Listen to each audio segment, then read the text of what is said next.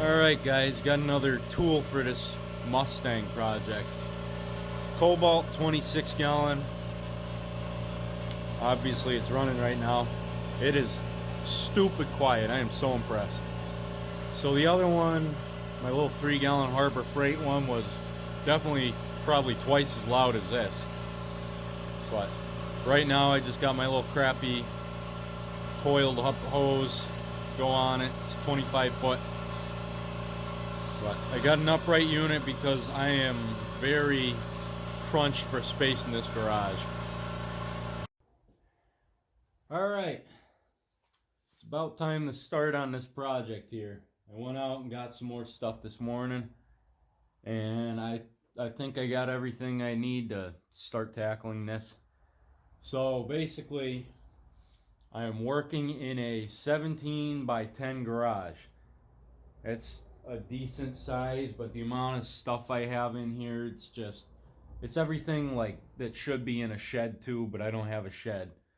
So I'll tell you what I got in here. I got 2 Harbor Freight toolboxes, the big chest rolling ones. I got a parts washer. I got this big dumb rack I got to get out of here. I got a rack with all my oils and gas and stuff. And then there is, majority of the space is this like shelf thing on the left wall here. I'm not going to show you, but it's all paint cans and sheetrock and crap that the previous owners of the house left. So that's a whole bunch of space that I would have for other miscellaneous stuff too. But basically, it's going to be a very crowded building here that I'm trying to work around all my junk. I have 4 outlets in here. One of them's going outside to the tractor. I got a trickle charger going to the tractor. One is for the compressor that you just saw. The third outlet is going up to a power strip for, what do I got in here? 6 different 4-foot long LED Harbor Freight lights. That's providing my lighting in here. Originally, there was just one singular light bulb in this garage and you could not see anything. So now I can actually work in here when it's dark out. And then my remaining outlet is going to this thing here. I got this at Aldi like a couple of years ago. It was like 10-15 bucks. Splits off into 4 different outlets. So I got a camera charger, or phone charger rather, running straight into my phone now because the phone apparently is on its last legs. And then the other outlets I can use for whatever. I've run my 125 Harbor Freight welder off of it just fine. So obviously I'm not going to run something like the compressor off of it, but it can run my welder just fine. But everything in here, aside from I got a tool set, a Craftsman tool set, everything in here is all Harbor Freight or Tractor Supply, some crappy tools. I'm going to do this as much with hand tools as I possibly can, just to show you guys you don't need a whole bunch of stuff to do this. This is also my first time tearing down an engine like this. I've done tractor engines, small stuff like that, but never anything that's going to be put into a car. So this is going to be a learning experience for me too, so don't go taking everything I say as like Bible. I do have some reference books I'm going to be referring to. What else here?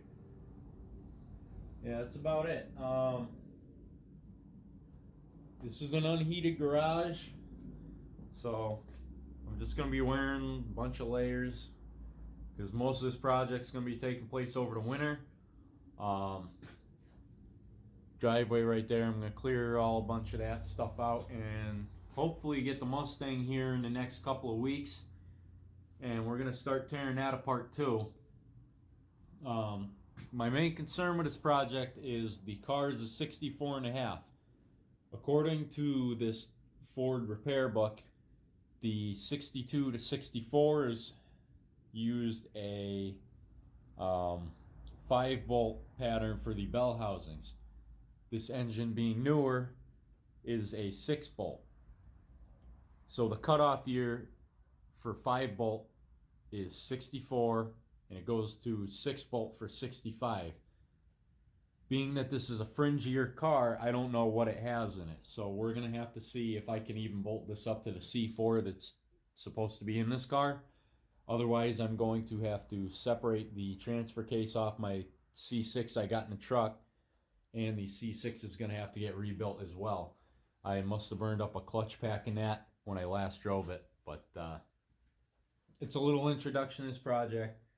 Right now I'm going to vacuum all the mouse droppings off of this thing, get the stuff all blown off of it, and then we're going to start soaking some bolts. So let's get cracking here.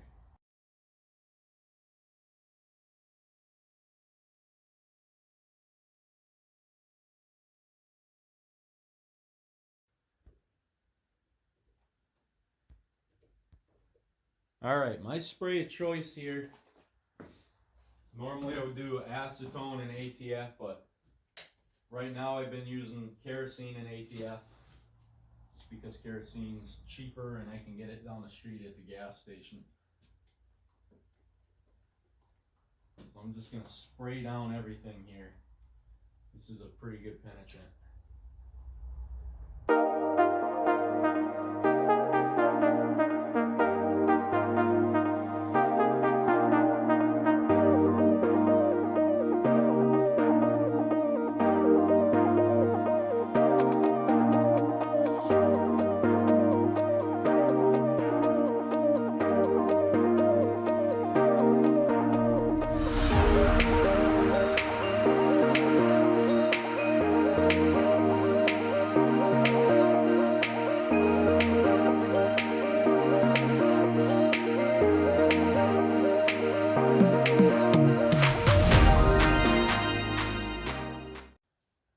So, I'm going to pull off the water pump now.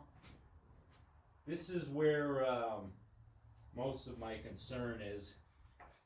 I don't know if you can see it, but on the right side there now too, as well as the left side, there's coolant. That's no good, but you see why that is here. Because I did redo this pump, new timing cover. I'm not sure what happened because that's a Felpro gasket on there. I got gasket sealer on top of that. So I'm really not sure why it's leaking. But I'm going to take a look.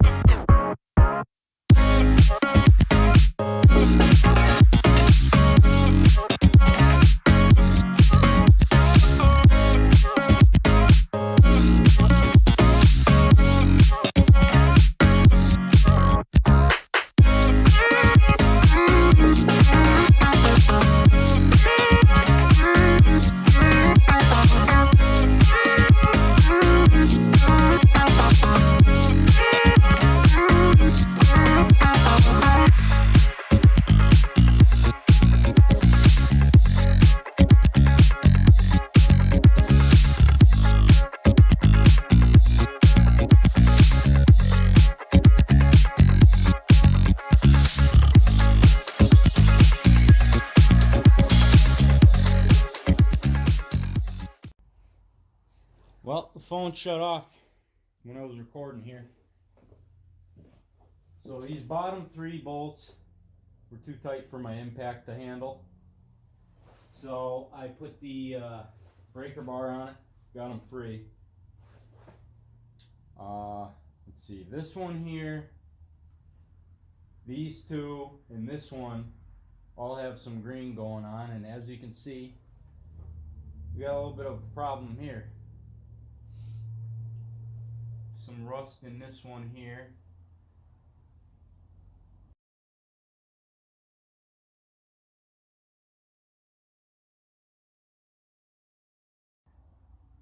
So I went out and bought a caliper, 4 inches and 30 thousandths. So I guess this has already been bored out once.